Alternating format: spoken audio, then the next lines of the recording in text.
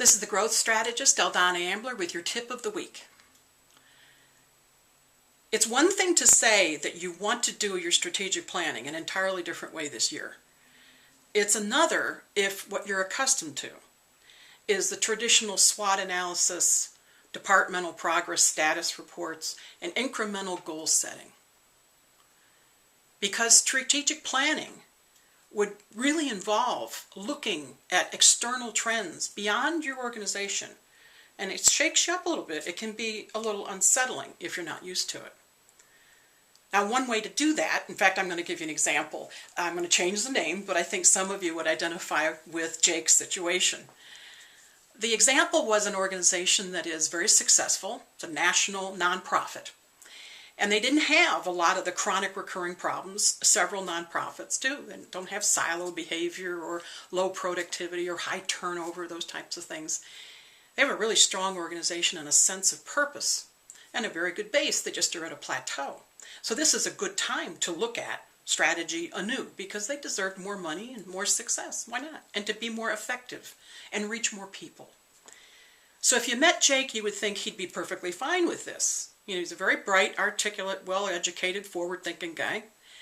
And the process looked good. Okay, so what you'd do is you would have each executive in the team assigned to do some research, 10 hours a week for 6 weeks, a concentrated effort to change what they do, to get them thinking differently.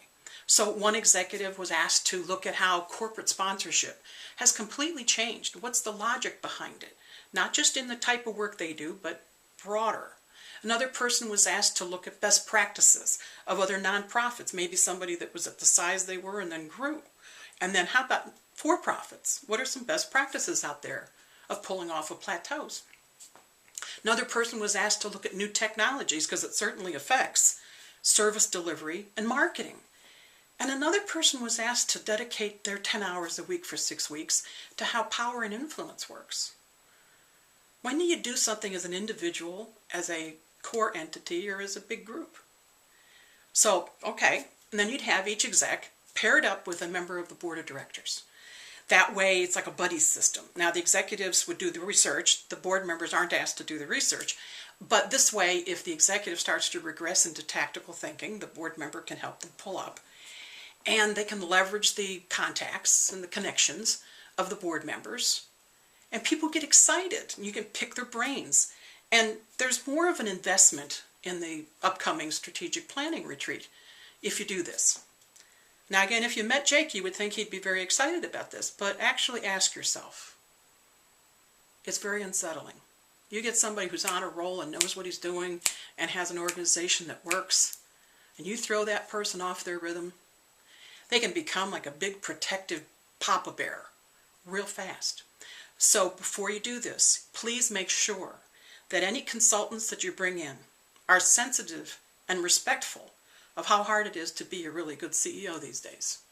It's important that that person get reassured appropriately that no one is there to make him or her look bad. Why would you? You're building on success.